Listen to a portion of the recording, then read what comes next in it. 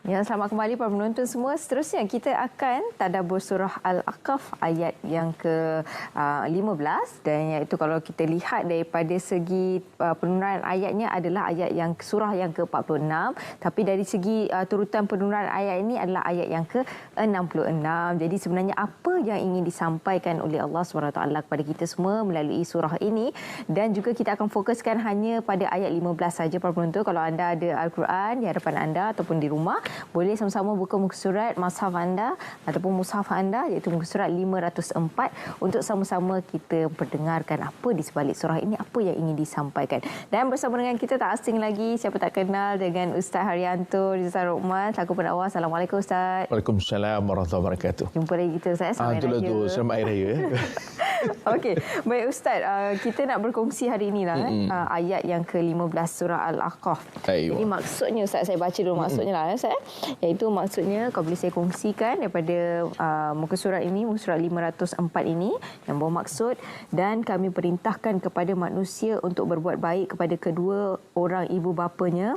Ibunya mengandungkannya dengan susah payah dan melahirkannya dengan menanggung kesulitan, mengandung dan menyusukan sampai bercerai susu 30 bulan lamanya, sehingga apabila ia telah menjadi dewasa dan mencapai usia 40 tahun, dia berdoa, "Ya Tuhanku, berilah aku kekuatan untuk mensyukuri nikmat Engkau yang telah Engkau berikan kepadaku dan kepada ibu bapaku, dan supaya aku beramal soleh yang Engkau redai, dan jadikanlah anak cucuku tetap soleh. Sesungguhnya aku bertaubat kepada Engkau dan aku termasuk orang-orang yang berserah diri." Itu di sebalik maksud ayat ini Ustaz. Jadi apa sebenarnya yang nak disampaikan oleh Allah SWT kepada kita? Tapi sebelum tu Ustaz, kita nak dengar dulu bacaan daripada Ustaz. Dia bukan dengar bacaan pada saya lah, pasal bukan qari pun kan. Cuma kita baca. Mudah-mudahan penonton kita juga menyimak dan mudah-mudahan kita dapat keberkatan. Hari ini hari Jumaat kan, Sofi, walaupun bukan hari raya, bukan bulan Ramadan. Bukan bulan Ramadan, ya. Betul? Baik. Silakan Ustaz, insya-Allah. A'udzubillahi minasyaitonirrajim. Wa wassaynal insana biwalidayhi ihsana. Hamalathu ummuhu kurhan wa wada'athu kurha. وحمله وفصاله 30 شهرا حتى إذا بلغ أشده وبلغ 40 سنة قال رب أوزعني أن أشكر نعمتك التي أنعمت علي وعلى والدي وأن أعمل صالحا ترضاه وأصلح لي في ذريتي إني تبت إليك وإني من المسلمين. Sadaqallahul Azim. Jadi Sofi, hari ini ayat kita satu ayat je, pendek. Ya, mungkin penonton kita pun tengok hari ni, pendek je ayatnya hari ni ya. Tetapi satu perkara daripada surah Ahqaf ini, ayat yang ke-15. Pertama, apa yang kita boleh dapat daripada ayat ni?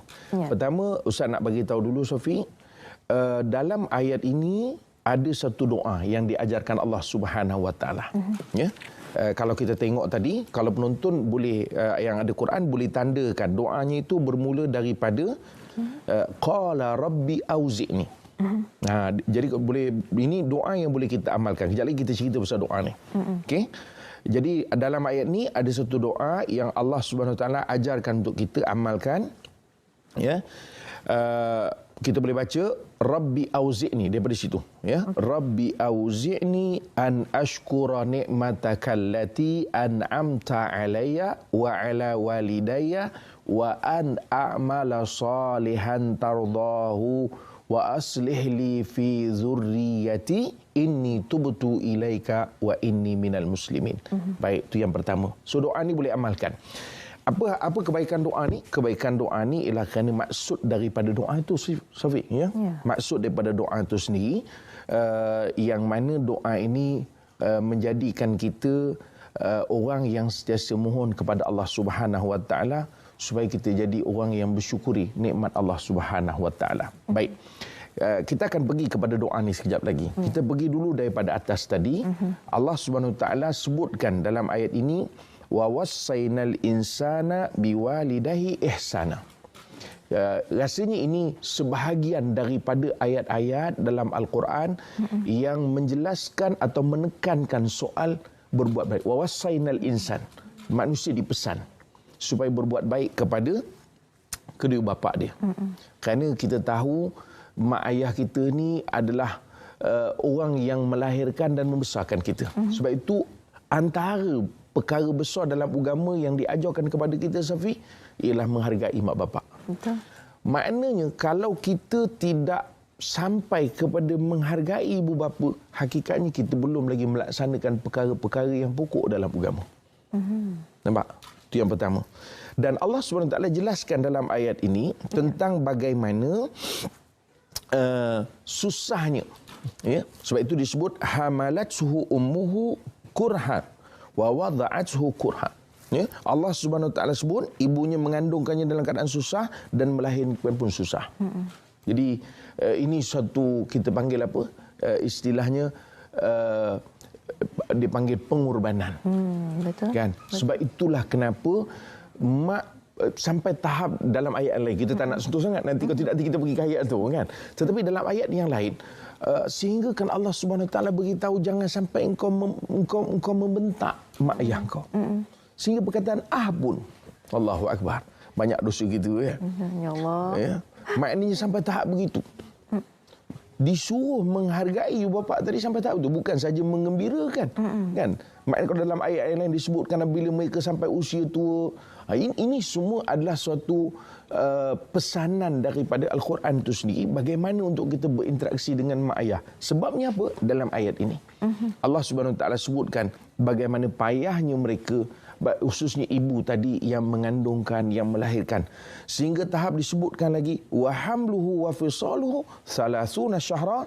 Tadi terjemahan yang Sofi baca tadi, ya, sedang mengandungkannya beserta dengan tempoh mencerai susunya dalam tempoh 30 bulan. 30 bulan. Ini pelik juga, ya, kalau orang baca macam mana menyusu dengan mengandung 30 bulan. Sebab itu kalau kita baca dalam tafsir, dia sebut begini. Biasanya menyusukan ni 2 tahun. Betul. Bila 2 tahun berapa bulan? 24 bulan. Baik, 24 bulan. Maka baki 6 bulan. Betul tak? Betul. Sebab dia 30 bulan. So 6 bulan ialah valid seorang itu boleh dilahirkan. Sebab itu disebut tadi 30 bulan. Quran dia tidak silap, Sofi, ya. Tak ada. Never. Sebab ada orang akan fikir macam mana pula 30 bulan. Kiraannya tu, kan. Jadi orang akan confuse 30 bulan. Bukankah mengandung tu 9 bulan? Mungkin tempoh pramatang. Makna menunjukkan bahawa 6 bulan itu ialah proses yang memungkinkan anak itu lahir. Betul. Jadi campur dengan 2 tahun standard. Biasa menyusu ni memang budak-budak standard bakal hadiah lebih pula. Lebih 2 tahun.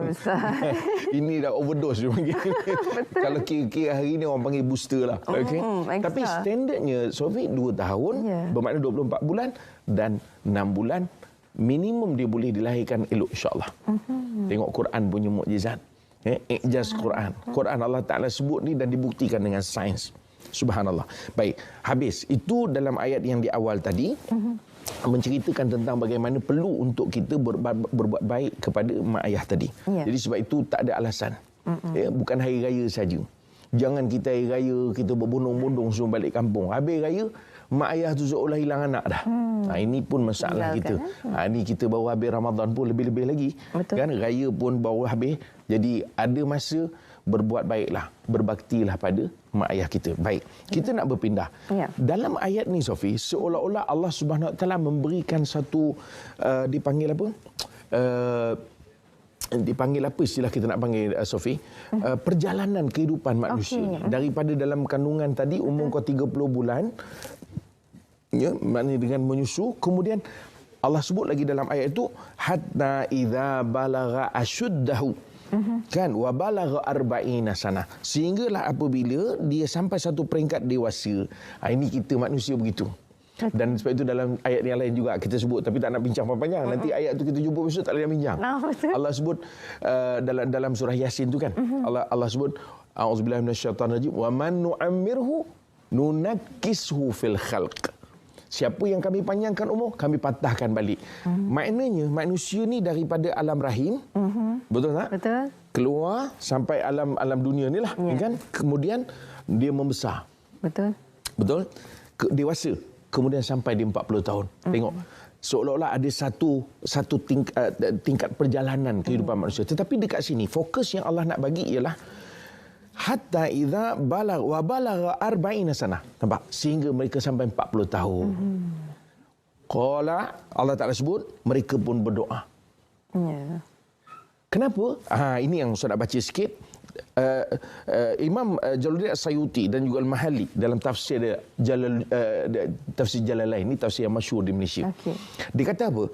40 tahun ini kenapa disebutkan dalam Quran? Kerana nak menggambarkan kematangan manusia pada usia tersebut. Tetapi disebutkan oleh dalam tafsir Jalalain ini, kalau dikaji lagi, manusia ni sebenarnya dia lebih awal daripada itu dia sudah mula mencapai kematangan. Pada usia 30 tahun ataupun 33 tahun. Ini disebut oleh Jalaluddin As-Sayuti. Sofi berapa? 30 tahun. Matang. Maknanya boleh teruskanlah sebagai pengacara. Saya dah matang. Faham? Ini nak sebut satu gambaran. Kenapa Quran sebut? Quran point 40 tahun. Ya, kerana bukan kita, memanglah ada sebut orang betul kata apa? Life begin at 40 kan.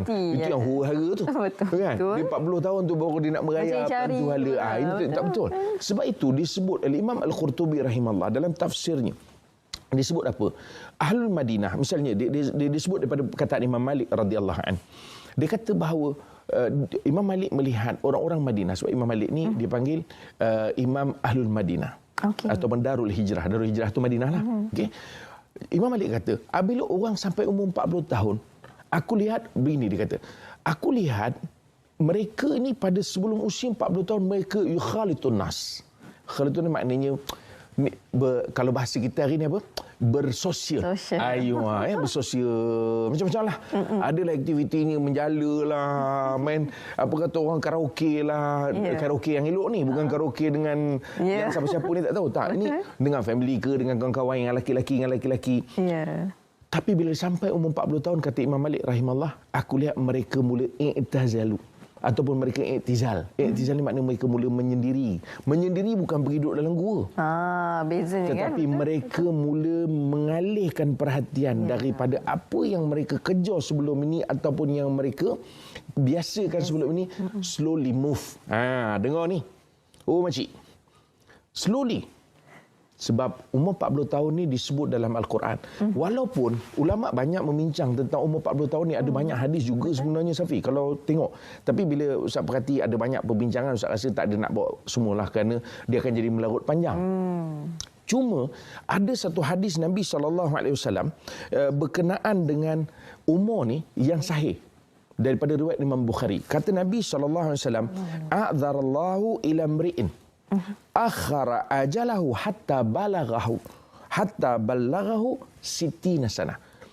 Allah Subhanahu Wa Taala dia panggil apa? Istilahnya uzurkan. A'zarallahu imrin. Allah uzurkan seseorang. Uzur ni bukan uzur orang perempuan tu. Maknanya Allah excuse. Tu bahasa dia, excuse. Satu orang sampailah umur dia 60 tahun. Ini hadis sahih. Kata Nabi SAW, apabila ataballaghahu sittina sana. Maknanya apabila orang itu umur 60 tahun, dah tak ada keuzuran. Makna tak ada keuzuran apa? Artinya Allah tak ada kompromi lagi dah dengan dia. Oh ya Allah, kalau ketika dia mati, katakan dia mati, yang ini yang haram masih dia buat, yang ini masih dia buat, yang wajib dia tak buat. Masih tu dia cakap, ya Allah aku tak ada. Tak ada kompromi. Never. Kenapa? Ini yang kita nak sebut tadi. Longgar pula kebiah ni. Maklumlah lepas Ramadan. Faham? Safi, sebab itu disebut 40 tahun engkau dah sampai satu peringkat usia yang matang. Kau boleh fikir ini baik, ini buruk, dan kau boleh nampak sekeliling kau. Bagaimana kawan terdekat kau, ada yang dah meninggal dulu, yang ini tak sihat. Yang ini semua adalah maknanya berada di sekitar kau. Tiba-tiba kau rasa kau masih tak nampak apa-apa. Ketika umur 60 tahun, katalah 61 tahun kau mati. Meninggal dunia. Tiba-tiba kau nak bagi tu, ya Allah aku tak sangka. Tak ada. Sebab kau dah sampai satu peringkat umur yang mana kau jelas boleh berfikir. Betul. Akal kau boleh dipanggil memproses dengan matang. Tu, ini hadis yang sahih yang disebut. Ada pun tentang hadis-hadis berkait dengan 40 tahun. Imam Ghazali juga ada menyebutkan tentang hadis kalau orang sampai 40 tahun dia tak berubah, nanti dia masih lagi buat amalan ahli neraka, maka tepat di neraka. Ustaz ingat itu apa yang disebut oleh sebahagian ulama. Apa yang disebut Imam Ghazali itu bukan bermaksud kita panggil tunggu 40 tahun. Okay. Tak. Sofi 30 tahun. Nah, tak apa ada 10 tahun. No. Atau bermaksud lepas 40 tahun kau tak ada harapan. No, bukan. Masih ada. So itu sebagai satu gambaran. Okay. Kau kena ingat ini 40 tahun ialah time frame. Kena fikir ni soal kita, kehidupan kita, time frame. Sebab itu dalam hadis yang lain, hadis yang sahih riwayat Ibnu Umar radhiyallahu anhu, kata Nabi SAW, innallaha yakbalu taubatal abdi ma lam yugharrir. Allah terima taubat hamba selama mana sebelum sampai di tenggorokan. Jadi maknanya apa? Nak beritahu bahawa ada peluang. Walaupun lepas 40 tahun masih baru nak berubah, carry on. Betul. Ruang untuk Allah terima kita masih ada. Itu dia. Walaupun tempoh usia tu 41 tahun tu masih ada peluang yang Allah berikan. Tapi jangan lambat-lambat. Jangan lambat-lambat. Orang kata jangan tangguhkan. Jangan tangguh dan kena 2 kali lipat. Okay. Sebab kita baru nak mula. Betul. Memperbanyakkan lagi lah amalan kita, insya-Allah. Terima kasih saya ucapkan kepada Ustaz Haryanto atas perkongsian ini. Masya-Allah, terima kasih banyak Ustaz. Allah sejuk. Sejuk. Alhamdulillah, itulah antara perkongsian yang boleh kita terima daripada surah Al-Ahqaf ayat ke-15 tadi, iaitu surah yang ke-46. Jadi sama-sama boleh kita ambil perkara ini dan boleh ambil ibrah daripada surah ini. Dan doa tu jangan lupa. Dan doa tadi insya-Allah kita sama-sama amalkan.